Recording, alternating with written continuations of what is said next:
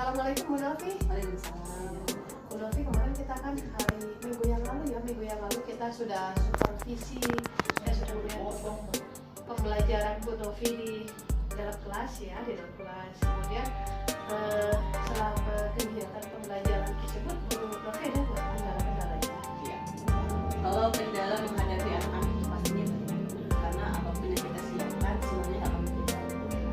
Khususnya kita kemarin kan supervisi di kelas TWKR. TWKR itu kan 32 anak cowok semua. Yang namanya cowok itu seluruh pembelajaran saya kan bahasa Inggris nih kebetulan. Yang namanya bahasa Inggris itu kan minatnya sangat rendah, low, ya sangat low sekali. Kenapa? Karena kan input anak yang masuk SMK itu biasanya anak yang suka praktik, suka wirausaha.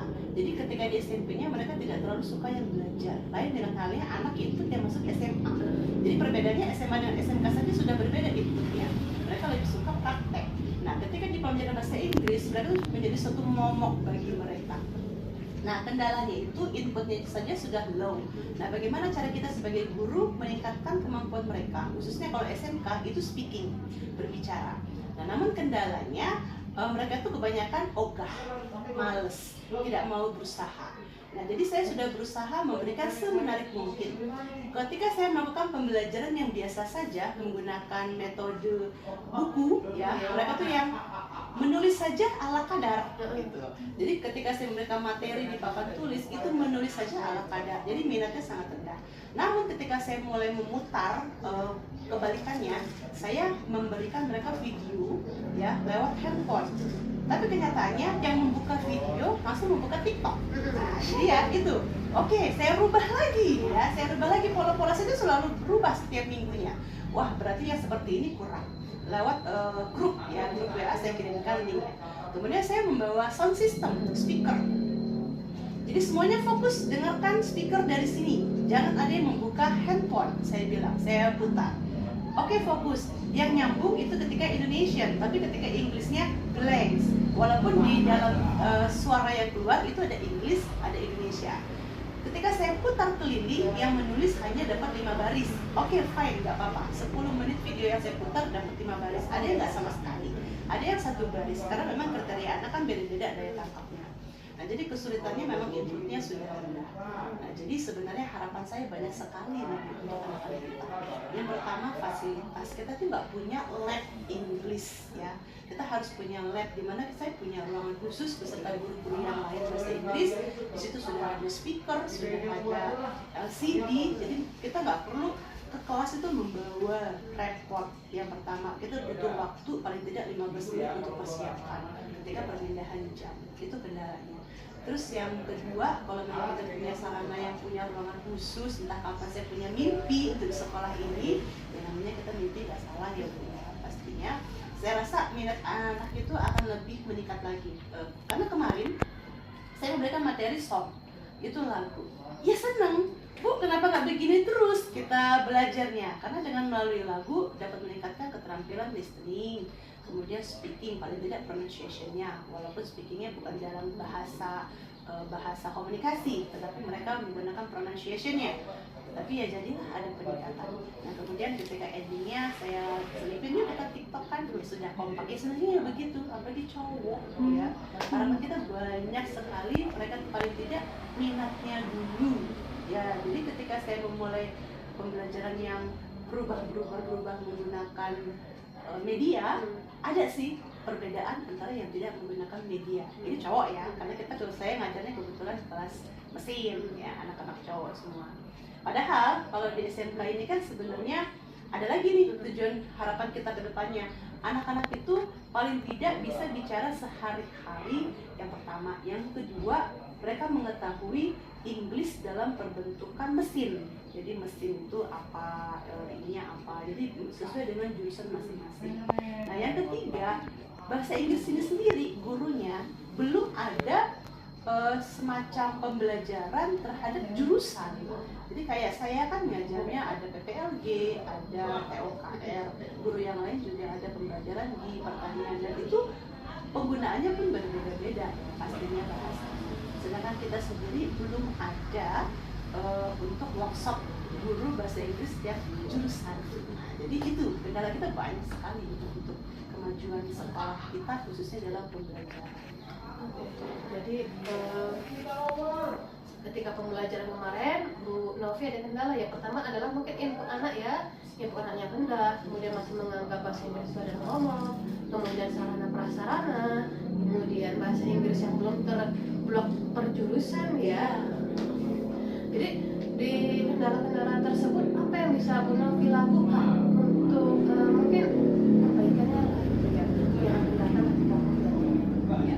Ini paling tidak walaupun sekolah kita belum punya speaker masing-masing di kelas, saya punya speaker kecil. Itu sebenarnya speaker ngaji anak saya, kecil kotak, tapi suaranya lumayan untuk di kelas.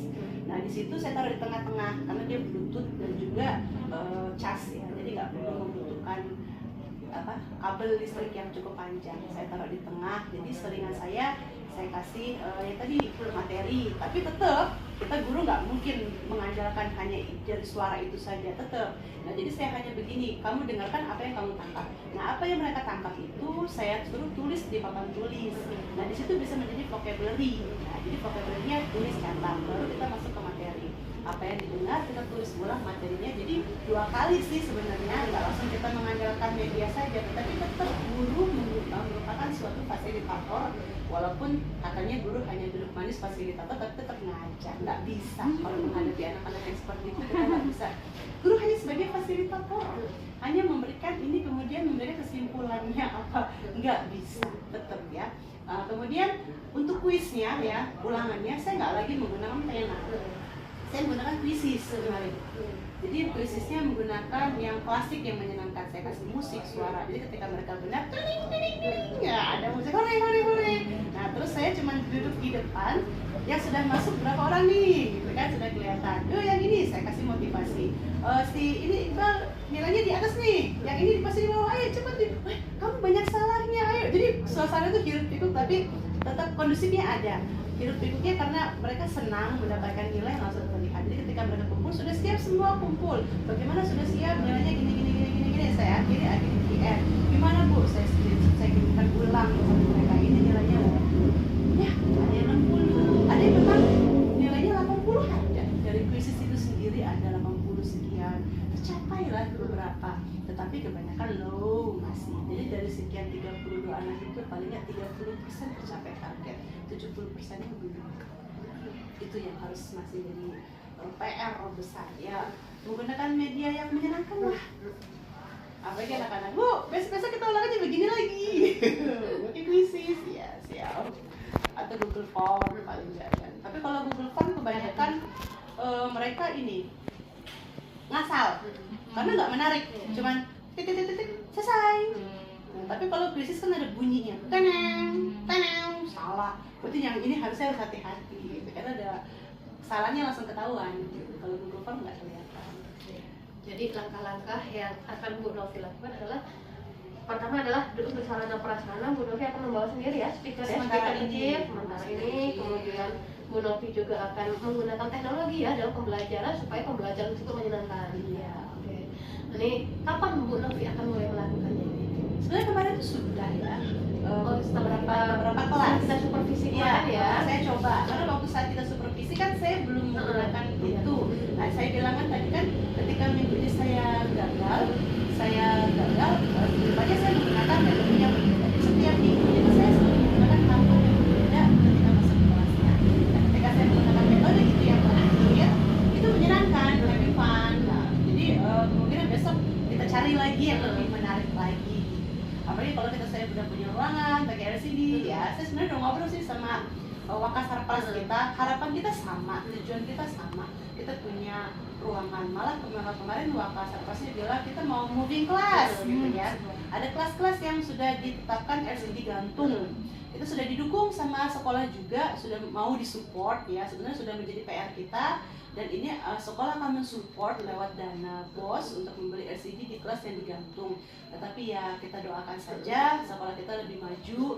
Karena memang sekolah kita ini umurnya belum banyak ya, belum panjang, baru belasan tahun.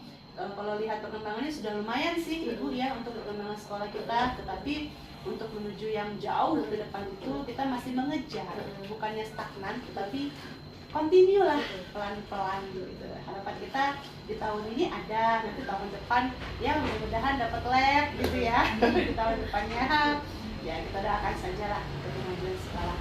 Jadi Bu Novi akan melibatkan Ibu Sarana Prasana ya, Wakapres, komunikasi itu harus harus sekolah ya, untuk supaya terkendala-kendalanya bisa cepat segera terselesaikan.